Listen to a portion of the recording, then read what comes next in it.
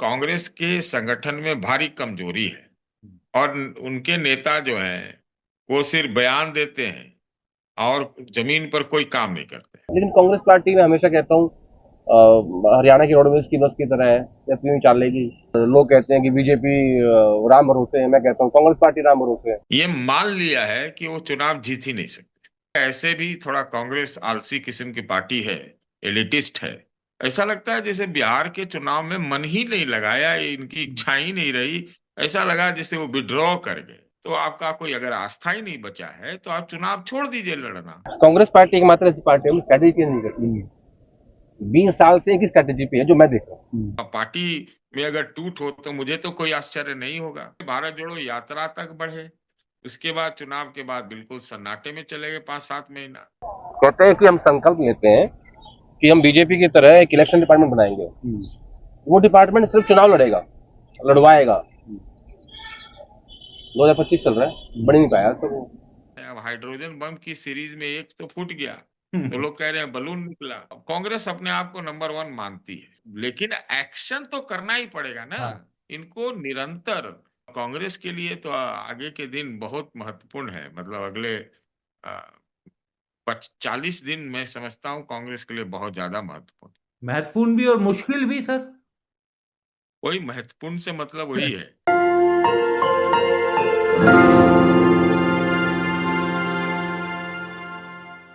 Vote चोरी, मतदाता सूची में गड़बड़ी और बीच चुनाव में महिलाओं के खातों में पैसा डालना, इन सब के बावजूद एक सवाल जो बार बार उठ रहा है बिहार के नतीजों के बाद, वो ये कि क्या कांग्रेस बीजेपी के मुकाबले उसी शिद्दत से चुनाव लड़ती है जिस शिद्दत से बीजेपी लड़ती है। इस सवाल का जवाब तलाशने के लिए हमने सालों से कांग्रेस बीट को देख रहे वरिष्ठ पत्रकार आदेश रावल और देश के वरिष्ठ पत्रकार सतीश के सिंह से बातचीत की। उस बातचीत के अंश को आप भी देखिए और समझिए कि कमी कहां पर है। आदेश भाई, प्रियंका गांधी को लेकर के उनकी रैली तो लगाई कांग्रेस ने, बड़ा लगता है कि बहुत कम प्रयोग किया जाता है प्रियंका गांधी को। अगर बिहार चुनाव में उनका क्रेज है और महिलाएं उन्हें सुनना भी चाहती हैं, महिला वोटर्स को आप टारगेट भी कर रहे हैं, तो क्यों क्यों ये झिझक क्यों है कांग्रेस में? देखिए, मुझे ऐसा लगता है कि जैसे जो गांधी परिवार की पॉलिटिकल लेगेसी है फिलहाल, एज ऑफ नाउ हम बात कर रहे हैं, वो राहुल गांधी के पास है। अब उसका डिफरेंस बता देता हूँ आपको क्या है। प्रियंका गांधी अब जाके पहली बार सांसद बनी है। राहुल गांधी 5वीं बार के सांसद है, पूर्व कांग्रेस अध्यक्ष है, इस देश के नेता प्रतिपक्ष है। तो उससे आप समझ जाइए कि कितनी सीनियरिटी है उनके दोनों के राजनीतिक सफर में। आयु में नहीं है ज्यादा, हार्डली इस वक्त शायद 2 साल का है, लेकिन राजनीतिक जो कैरियर है उसमें ज्यादा सीनियरिटी राहुल गांधी की, और वो नजर भी आता है। तो मुझे लगता है कि प्रियंका इसलिए अपने आप को सीमित दायरे तक ही रखती हैं कि भाई मेरी ये लाइन है, मैं इसको क्रॉस करना नहीं चाहती। पार्टी ने कहा कि आपको 2 सभा करनी तो वो कर देती है। पार्टी ने कहा कि हिमाचल चुनाव है, आप राहुल गांधी यात्रा कर रहे हैं, आपको चुनाव लड़ना है, लड़वाना है, जितवाना है, जितवाया उन्होंने। तो जो मुझे लगता है कि जो उनको असाइनमेंट दिया जाता है वो उस पर भरपूर अच्छा परफॉर्म करती हैं, और अदरवाइज वो खुद को सीमित रखती है। तो पार्टी क्यों नहीं उनको ज्यादा असाइनमेंट देती? मुझे लगता है जरूरत नहीं महसूस मुझे होती लगता है। है पार्टी से ज्यादा परिवार का मसला है। ये जो मसला है ये फैमिली मैटर है बेसिकली। इसमें फैमिली तय करेगी भाई उनको किसको किस रूप में कहाँ रखना है। हाँ, मैं कितना बोल सकता हूँ कि जितनी भी क्राइसिस होती है पार्टी में और परिवार से रिलेटेड जितनी भी चीजें होती हैं, वो सब को प्रियंका गांधी ही मैनेज करती है। ऐसे मेरे पास उदाहरण है, बहुत सारे हैं, मैं आज 2 बता देता हूँ आपको। अभी हाल ही में as a LOP Rahul Gandhi ने फर्स्ट डिनर दिया था, जिसमें उन्होंने खुद से इनवाइट किया डिफरेंट पार्टीज के नेताओं को, और उसको पूरा मैनेज किसने किया? प्रियंका गांधी ने। फिर सुक्खू सरकार खतरे में आई, विधायक तोड़ने की कोशिश हुई, और वहां राज्यसभा चुनाव भी हार गए थे, उसको किसने मैनेज किया? प्रियंका गांधी ने। अशोक गहलोत सचिन पायलट आमने सामने हुए, किसने मैनेज किया? प्रियंका गांधी ने। टीएस सिंहदेव भूपेश बघेल आमने सामने हुए, किसने मैनेज किया? प्रियंका गांधी ने। वो ये सारे काम पर्दे के पीछे जाके करती हैं, उसमें नजर नहीं आएंगी आपको, उनको गाइड भी नहीं चाहिए। जितने ऐसे क्राइसिस, पप्पू यादव की पार्टी मर्ज की किसने की? प्रियंका गांधी ने की। जहां जहां पार्टी को ये महसूस होता है कि अब किसी एक व्यक्ति की आवश्यकता है जो इस झगड़े को सुलझाए, जो इस समस्या का समाधान करे, वो सारे काम प्रियंका गांधी करते हैं। तो उनका दायरा राजनीतिक रूप से सीमित है, लेकिन क्राइसिस मैनेजमेंट की वो हेड है, पार्टी की भी और फैमिली की भी। G23 याद है आपको? बिल्कुल। किसने डिसमेंटल किया? प्रियंका गांधी ने। राहुल गांधी इन झगड़ों के आसपास कहीं नहीं जाते। वो सीट शेयरिंग की बात भी करना नहीं चाहते। वो क्या बात करेंगे? संविधान की, पिछड़ों की, ओबीसी की, कास्ट सेंसस की, दलित के अत्याचार की, ठीक है, और अडानी की, अंबानी की, चीन की, अमेरिका की, पाकिस्तान की, वो सब बातें करेंगे, लेकिन क्राइसिस की बात नहीं करेंगे। लेकिन आदेश भाई, पॉलिटिकल पार्टियों के बीच कांग्रेस के, अगर हम कांग्रेस की बात करें, कांग्रेस के सबसे विश्वासी सहयोगी लालू यादव और उनकी परिवार था। उनके साथ जिस तरीके से हुआ नाम को लेकर कि उनके नाम की घोषणा की जाए या नहीं की, जितना तनाव हुआ सबने देखा। तो ये तो बाकी आपके सहयोगियों को भी एक अंदेशा, खतरा। अब यूपी में जब अखिलेश यादव जब बातचीत करेंगे तो वो ये सब चीजें पहले सोच के करेंगे। तो ये तो राहुल गांधी के कारण कि उन्होंने अपने नेताओं पे छोड़ दिया, उन पे विश्वास किया, लेकिन ये तो उनके लिए नुकसान हो सकता है। हुआ ना नुकसान? मैं नुकसान गिनवाए आपके? नुकसान हुआ। नुकसान सीटों में हुआ, अच्छी सीटें नहीं मिली। नुकसान हुआ कि आपको डिप्टी सीएम का पद नहीं मिला। नुकसान हुआ कि आपकी वजीयत हुई, ठीक है। नुकसान हुआ कि आप जितना आप बेहतर प्रचार करते, स्ट्रेटेजी बनाते, आप कुछ पॉजिटिव काम करते हैं ना, क्या किया आपने? तो नुकसान होते हैं, लेकिन कांग्रेस पार्टी में हमेशा कहता हूँ हरियाणा की रोडवेज की बस की तरह है, अपनी ही चाल लेगी, उनको फर्क ही नहीं पड़ता कुछ। और लोग कहते हैं कि बीजेपी राम भरोसे है, मैं कहता हूँ कांग्रेस पार्टी राम भरोसे है, बीजेपी तो मोदी के भरोसे है।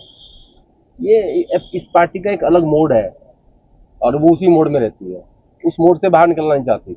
आप देख लो, 3 चुनाव हार गए मतलब लगातार लोकसभा के। 3 राज्यों में सरकार है, राज्य हारते जा रहे हैं। मध्य प्रदेश हारे, हरियाणा हारे, महाराष्ट्र हारे, ठीक है। आज यहाँ भी थोड़ी कम उम्मीद है मुझे बिहार से भी।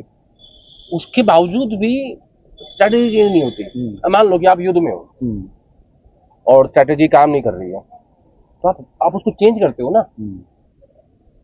कोई भी जो अच्छा मतलब आर्मी का प्रमुख होगा, जो आर्मी चीफ होगा, वो देखेगा यार मैं यहाँ से मिसाइल छोड़ रहा हूँ, वो टारगेट पे नहीं जा रही है, या तो आगे पड़ रही है, पीछे पड़ रही है, तो वो बड़ी स्ट्रेटेजी चेंज करता है। कांग्रेस पार्टी एकमात्र ऐसी पार्टी है स्ट्रेटेजी चेंज नहीं करती। 20 साल से एक ही स्ट्रेटेजी पे है जो मैं देख रहा हूँ। आदमी अपनी भूल से सीखता है कि दोबारा ऐसी गलती ना हो, फिर ऐसी होती है, दूसरी बार होती है, तीसरी बार होती है, चौथी बार होती है। इसका मतलब ये है कि आप सीखना नहीं चाहते। और इन 15 सालों में इतनी स्ट्रैटेजी चेंज हुई है चुनाव लड़ने की। लोग हाँ, बिल्कुल बदल गया, बिल्कुल बदल गया, बिल्कुल बदल गया, ठीक है। लोग क्या तरीका था चुनाव लड़ने का, क्या हो गया है? नहीं, इन्होंने 2022 में एक बात कही उदयपुर चिंतन शिविर में, संकल्प लिया। कहते हैं कि हम संकल्प लेते हैं कि हम बीजेपी की तरह एक इलेक्शन डिपार्टमेंट बनाएंगे। वो डिपार्टमेंट सिर्फ चुनाव लड़ेगा, लड़वाएगा। 2025 चल रहा है, बढ़ नहीं पाया। तो कांग्रेस जैसी पार्टी में एक 3 साल 3 साल हो चुके हैं, एक इलेक्शन डिपार्टमेंट बनाना है, नहीं बन पा रहे इनसे भाइयों से। तो किसका कसूर गई है? ना आपका है ना मेरा है। हमारा तो काम है बात करना, टॉकिंग पॉइंट देना, बताना, समझना, हमारा काम है ये। लेकिन 3 साल हो गया, आप सोचो। तो मैं क्यों कह रहा हूँ रोडवेज की बस है, वो भी हरियाणा की, यूं ही चलेगी, यूं चलेगी। तो आदेश भाई बहुत बहुत शुक्रिया, आप हमारे साथ जुड़े। कांग्रेस पार्टी देश की सबसे पुरानी पार्टी सर, और एक आंकड़ा मैं देख रहा था सर, ये टाइम्स ऑफ इंडिया में छपा है कि कांग्रेस ने 2024 के बाद हुए 6 विधानसभा चुनावों में कुल 81 सीट जीती है, 81 और बिहार में बीजेपी ने अकेले इनसे ज्यादा जीत ली। यानी जितने 6 चुनाव में 6 विधानसभा चुनाव में कांग्रेस ने 2024 के बाद जीती है वो 81 है केवल। तो सर ये देश की सबसे बड़ी पार्टी के लिए कुछ सोचने की भी बात है। सिर्फ आरोप लगाना, वोट चोरी, वो सब चीजें सही है सर, लेकिन इस तरीके का प्रदर्शन। बिल्कुल, ये बहुत लाजमी सी बात है कि आप बिहार में 16 दिन पर रहने के बाद और आप 60 दिन के लिए बाहर चले जाएं, ये भी अप्रत्याशित, मैंने अजीबो गरीब घटना में कहूंगा इस ये है। दरअसल क्या है कि कांग्रेस के संगठन में भारी कमजोरी है और उनके नेता जो हैं वो सिर्फ बयान देते हैं और जमीन पर कोई काम नहीं करते। ठीक है, एक भारत जोड़ो यात्रा हुआ, वोट चोरी यात्रा हुआ, ठीक है, ये सकारात्मक चीज है कि वो अपने संगठन की दृष्टि से कर रहे हैं। लेकिन आप 60 दिन बाहर तो नहीं चले जाएंगे। या फिर कंसिस्टेंसी हल्ला गुल्ला मत, हाँ। हल्ला, अब सुनिए, हल्ला गुल्ला करने का होता है कि राजनीति में सतत काम करना पड़ता है। अब ये हमें क्या लगता है कि कांग्रेस पार्टी ने, जो भी इनके थिंक टैंक हैं, सलाहकार हैं या खुद राहुल गांधी हैं, ये मान लिया है कि वो चुनाव जीत ही नहीं सकते। पहली बात तो ये है। और ये इसलिए मान लिया है कि उनको लगता है कि जो पूरा वोट तंत्र है वो पूरी तरह से हाईजैक्ड है, उनको लगता है।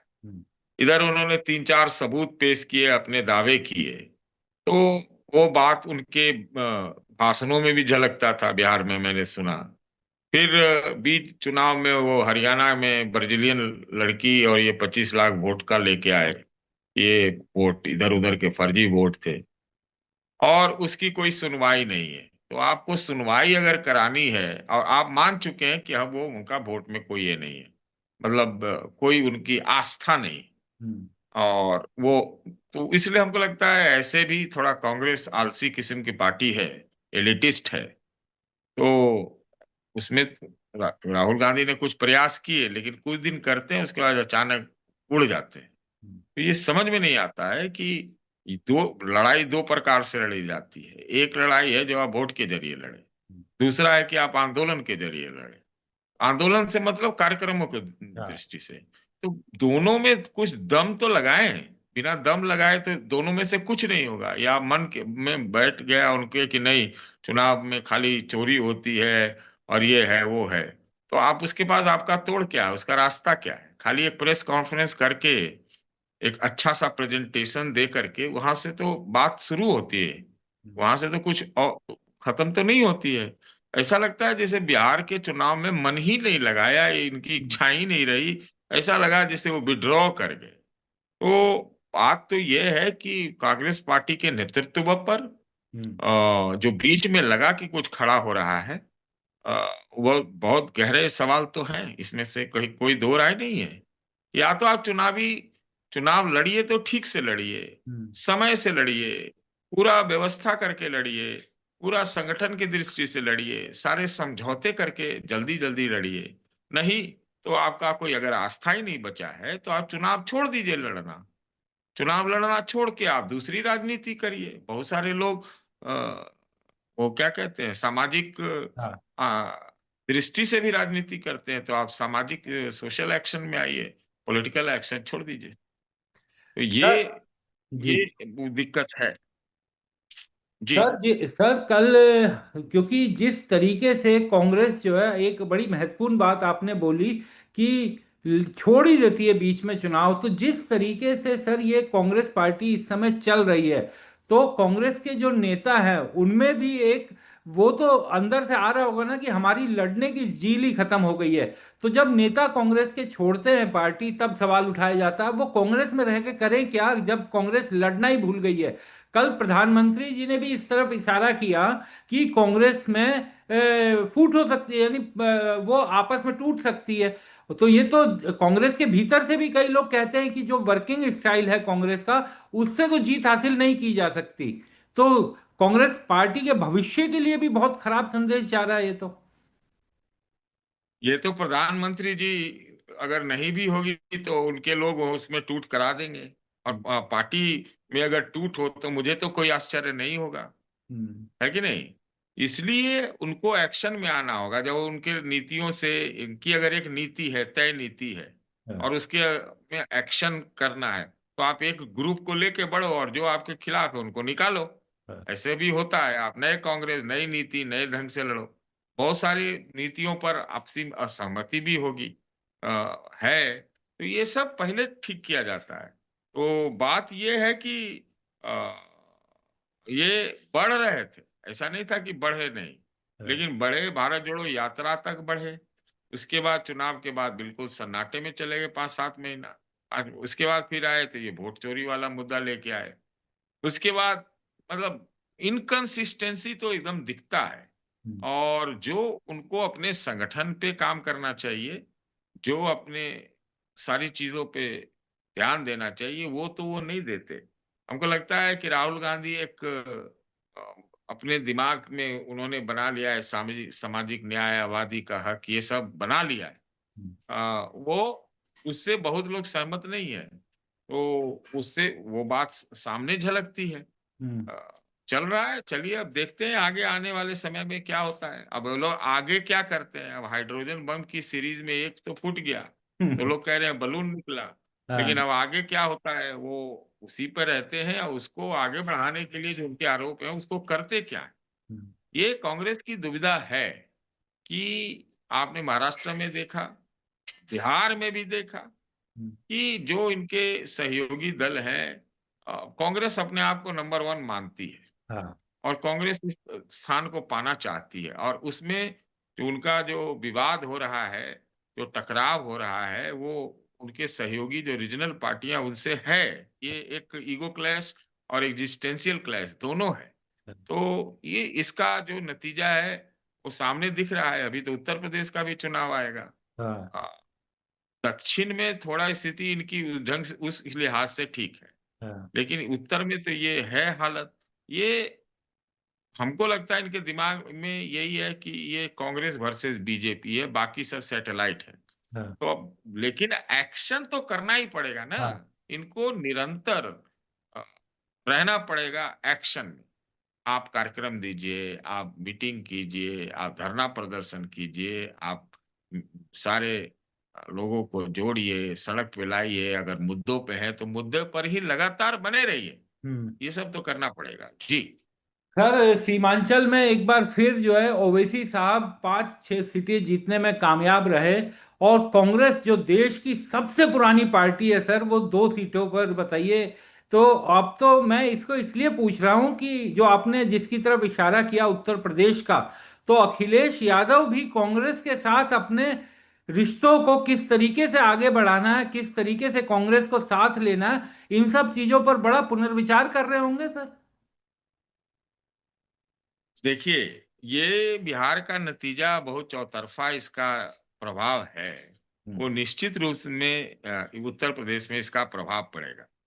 लेकिन एक चीज जो मुझे समझ में आती है कि दलित या माइनॉरिटीज, ये या महिलाएं, अ, महिलाओं माइनॉरिटीज के सवाल पे तो आप जो कह रहे हैं वो सही कह रहे हैं। लेकिन जो दलित भाई समुदाय हैं या फिर आपका क्या कहते हैं, महिलाएं, इन दोनों में आरजेडी और समाजवादी पार्टी जैसी पार्टियों का पैठ कम है। इस पर उन लोगों ने भी काम नहीं किया, बिल्कुल नहीं किया है काम। थोड़ा बहुत अखिलेश ने किया होगा तो किया होगा, लेकिन नहीं ही माना जाएगा उसको। तो आप देखते थे बिहार की सभाओं में कि अखिलेश की भी सभाओं में भारी भीड़ आ रही थी, ऐसा नहीं था कि नहीं आ रही थी। आ, लेकिन आप नीतीश जी की मीटिंग को देखिए या बीजेपी की मीटिंग के देखिए, तो महिलाओं की संख्या बहुत दिखाई पड़ती थी। यहाँ इनके यहाँ दिखाई नहीं पड़ती। तो ये जो दिक्कत है, उसी में हमको लगता है कि अखिलेश को भी लगता, या आरजेडी को भी लगता है कि नहीं, यहाँ पर थोड़ा कांग्रेस करती है, कांग्रेस का फायदा होता है। तो लेकिन कांग्रेस कितना एक्टिव है, कितना ये अपने को ऑर्गेनाइज कर रही है, ये सब दिक्कत है ना। कुछ चर्निंग तो होगा। अब इसका कैसे प्ले आउट होगा अभी कहना मुश्किल है। बहुत बड़ा मुश्किल है। अब कांग्रेस के लिए तो आगे के दिन बहुत महत्वपूर्ण है। मतलब अगले 40 दिन मैं समझता हूँ कांग्रेस के लिए बहुत ज्यादा महत्वपूर्ण। महत्वपूर्ण भी और मुश्किल भी सर। वही महत्वपूर्ण से मतलब वही है ये हाँ, मुश्किल है, चुनौतियों भरा है। हाँ। और क्या करते हैं ये लोग, या बैठ जाते हैं कि चलिए एक और हार गए, बैठे ही रहते, फिर उठेंगे बाद में देखेंगे क्या करना है।